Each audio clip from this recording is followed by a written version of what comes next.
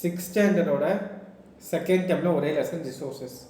ரிசோர்ஸஸில் இதெல்லாம் படிக்க வேண்டாம், இந்த பேஜ் படிக்க வேண்டாம், இந்த பேஜ் படிக்க வேண்டாம், சரியா? இந்த பேஜ் இருந்து படிக்க ஆரம்பித்தா போதும். எல்லாம் சும்மா இருக்குது. டைப்ஸ் ஆஃப் ரிசோர்ஸஸ் பேர் மட்டும் பார்த்துக்கோங்க. Natural resources, manmade resources, human resources. Natural ரிசோர்ஸஸ்னால் ப்ரைமரியாக ஹண்டிங் ஃபாரஸ்ட்லேருந்து கிடைக்கிறது, அது ப்ரைமரி. மேன்மேட் ரிசோர்ஸஸ்னால் இப்போ கரும்பு கிடச்சிருக்கு, கரும்பு அப்படியே புழிஞ்சு சுகராக மாத்திரம்ல, அது வந்து ரோடு போடுறது, சுகர் ஃபேக்ட்ரி, அதெல்லாம் செகண்டரி ரிசோர்ஸஸ். அந்த ஸ்கூலு, சயின்டிஸ்ட்டு அப்படின்னு சர்வீஸ் செக்டார் அந்த மாதிரி போனால், சர்வீஸ் செக்டார்னாலே டெரிட்டரி ரிசோர்ஸஸ். ஓகேவா? அடுத்தது வந்து பயோட்டிக். இது எல்லாமே நம்ம பின்னாடி சொல்லித்தரேன், சும்மா பார்த்துக்கோங்க. பயோட்டிக்னா என்ன, பயோட்டிக்னா என்ன, நான் பின்னாடி பார்ப்போம். ஓகேவா? இப்படி தான் பிரியுது ரிசோர்ஸஸ். ஓகேவா? டைப்ஸ் ஆஃப் ரிசோர்ஸ் இப்படி தான் பிரியுது. ஃபஸ்ட்டு நம்ம நேச்சுரல் ரிசோர்ஸஸ் பார்ப்போம். நம்ம நேச்சுரல் ரிசோர்ஸஸ் எது? சன்னா. Sun is the natural resources for the light and ஹீட்டா.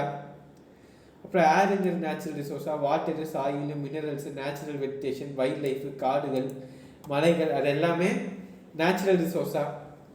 ஓகேவா? Classification of natural resources. Origin, அதுவே தானாக உருவானது, நம்ம டெவலப் பண்ணது. அதுக்கப்புறம் வந்து திரும்ப திரும்ப அந்த ரிசோர்ஸை நம்ம யூஸ் பண்ணிக்கலாம், டிஸ்ட்ரிபியூட் பண்ணது, அப்புறம் ஓனர்ஷிப் ஆனது அப்படின்னு வந்து ரிசோர்ஸஸ் வந்து பிரியிறாமா. ஃபஸ்ட்டு வந்து ஒரிஜின் அதுவே உருவான ரிசோர்ஸஸ்லாம் என்னென்னு கேட்குறாங்க.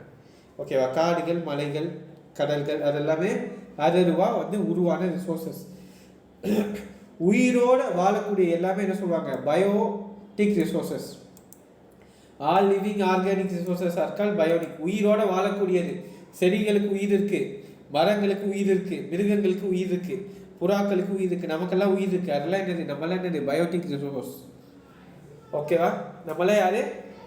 Biotic resource. உயிரோட all living organism, all living resources are called biotic resources. ஓகேவா? நான் லிவிங் ஆப்போசிட், அவ்வளோதான். Non living is called abiotic. Example land, water, air, minerals are called abiotic resources. இதுக்கெல்லாம் உயிர் கிடையாது, இதுக்கெல்லாம் உயிர் இருக்குது. செடி, கொடி, மரங்களுக்கெல்லாம் உயிர் இருக்குது. தண்ணி, நிலம், காற்றுக்கெல்லாம் உயிர் கிடையாது. ஓகேவா? அடுத்தது நம்ம காட்டில் இருந்தெல்லாம் எடுத்து சாப்பிட்றோம், ஹண்டிங்லாம் சாப்பிட்றோம்ல, அதெல்லாம் primary resources. Like hunting, gathering food, fishing, அப்புறம் காட்டிலேருந்து எடுத்து சாப்பிட்றது எல்லாமே வந்து என்ன சொல்கிறாங்க? Primary activity, primary resources. நம்ம காட்டுவாசி மக்களாக இருந்தப்போ ப்ரைமரி ஆக்டிவிட்டி பண்ணி ப்ரைமரி ரிசோர்ஸஸ் மூலிமா சாப்பிட்ருந்தோம். அதுக்கப்புறம் டைம் ஆக ஆக என்ன பண்ணோம்? நம்ம கல்டிவேட் பண்ண ஆரம்பித்து அக்ரிகல்ச்சர் செக்டராக வந்து நம்ம எப்படி சொல்கிறது, அதுக்கப்புறம் ஸ்லேவெல்லாம் வந்துருச்சு, அது வேறு கதை, விட்டுருங்க. அக்ரிகல்ச்சர் கொண்டு வந்தோம், அதுக்கப்புறம் ஆடு மாடெல்லாம் வளர்க்க ஆரம்பித்தோம். ஓகேவா? அப்படி தான் நம்ம டெவலப் ஆனோம். ஆடு மாடு வளர்க்குறது, விவசாயம் பண்ணுறது, அதுக்கப்புறம் வந்து வேட்டைக்கு போகிறது, இது எல்லாமே என்னது? Primary resource, primary activity. ஓகேவா? அடுத்தது ஏபயோட்டிக் ரிசோர்ஸ். ஏபயோட்டிக் ரிசோர்ஸ் வந்து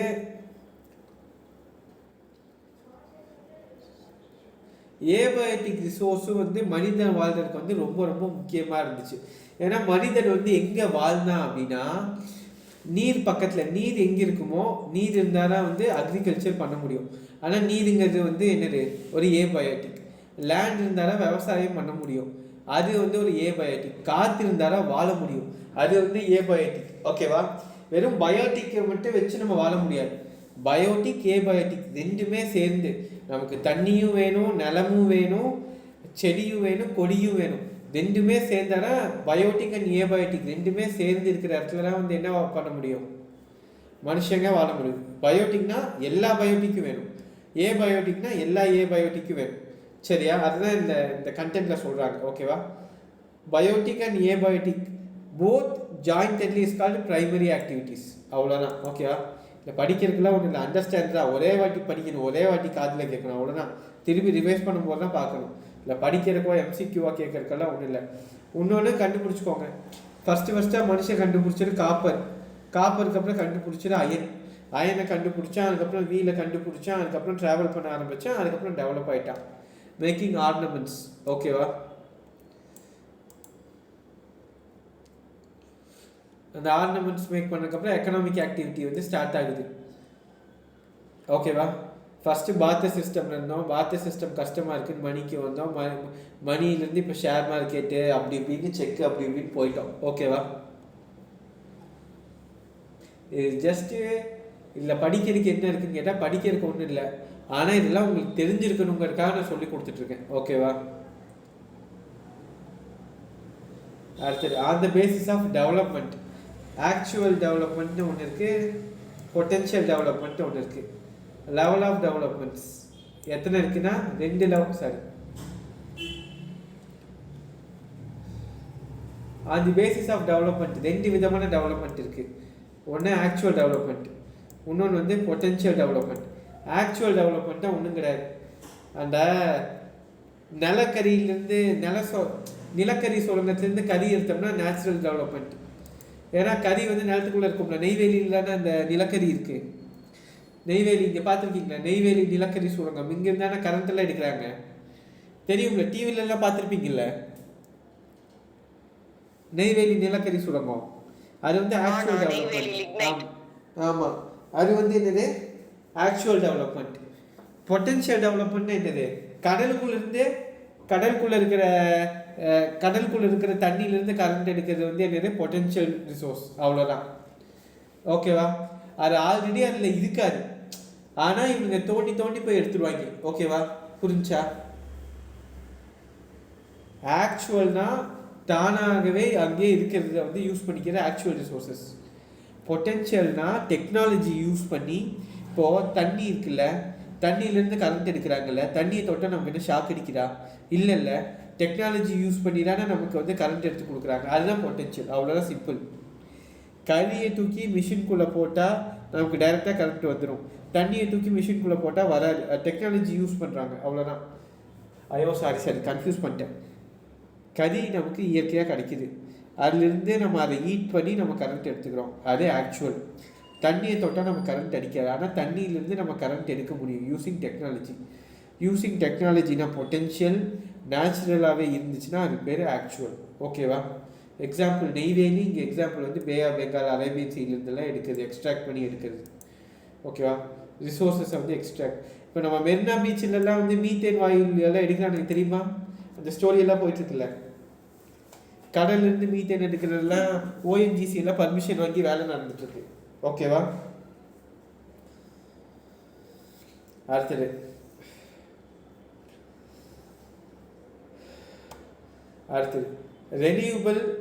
ரெனியூபிள் ரிசோர்ஸஸ், நான் ரெனியூபிள் ரிசோர்ஸஸை பற்றி படிக்க போகிறோம். ஓகேவா? ரெனியூபிள் ரிசோர்ஸஸ் என்னென்ன? காற்று, நீர், சன்லைட்டு, அதெல்லாம் என்னது? Renewable resources.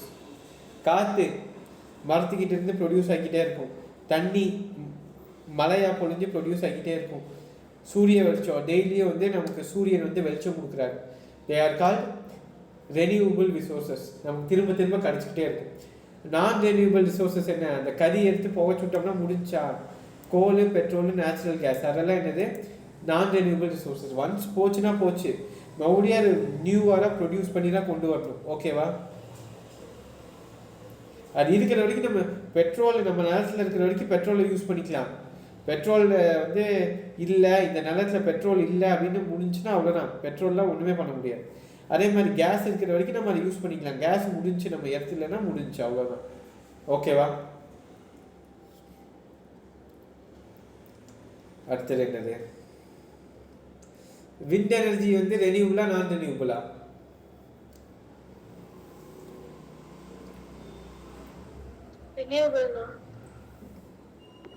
ஓகே, விண்டு நம்ம எங்க இருக்கு இப்போ? விண்டு மில் அதிகமாக எங்க இருக்கு தமிழ்நாட்டில்? பொள்ளாச்சி. கரெக்ட்.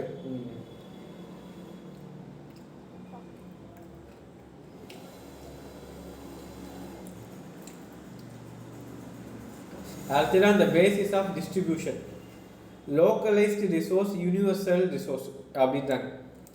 ஒன்றும் கிடையாது. தமிழ்நாட்டில் தானே அரிசி விளையும், கேரளாவில் வந்து அரிசி விளையாதுல்ல, கேரளாவில் தேங்காய் மட்டும்தானே விளையும்.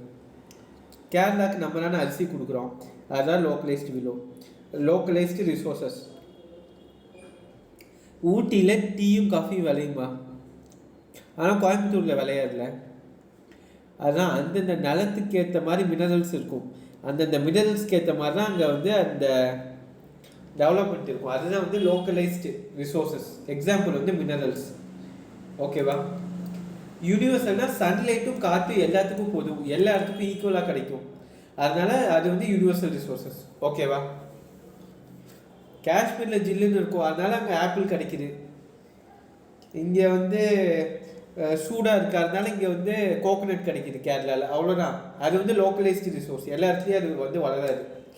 சன்லைட்டும் யாரும் எல்லா இடத்துக்கும் கிடைக்கிது இல்லையா, அதனால அது வந்து யூனிவர்சல் ரிசோர்ஸஸ். ஓகேவா? அந்த பேசிஸ் ஆஃப் ஓனர்ஷிப்.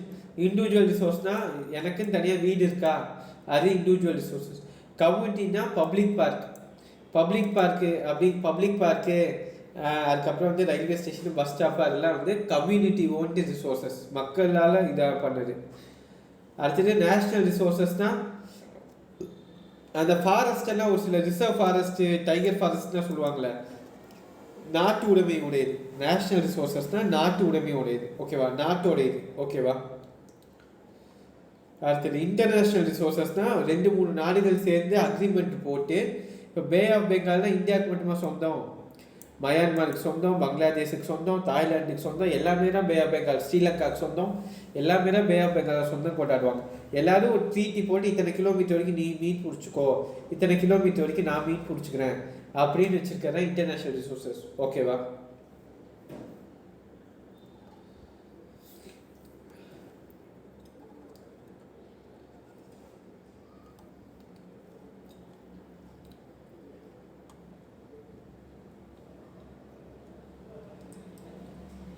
ஒரு சில டூயினோ வந்து நான் படிச்சிருக்க மாட்டேன், ஏன்னா that's not related to TNPSC. அதனால ஓகேவா?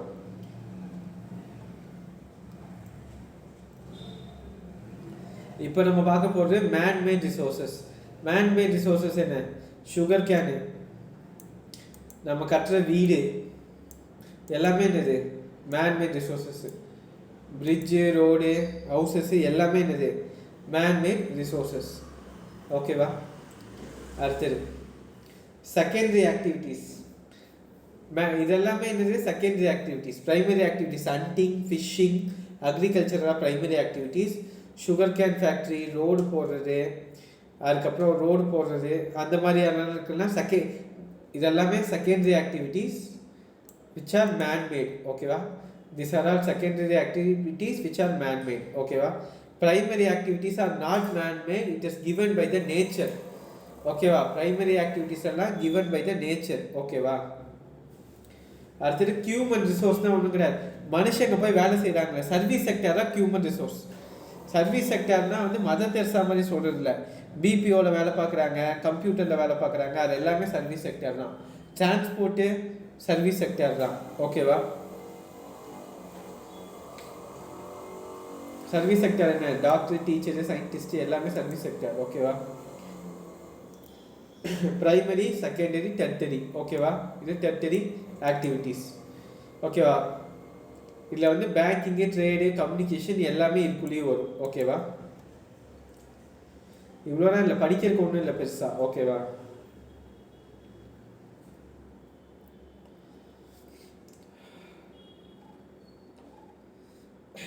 அடுத்தது Gandhian thoughts, resources of planning and management, conservation and resources, reuse, reduce, recycle.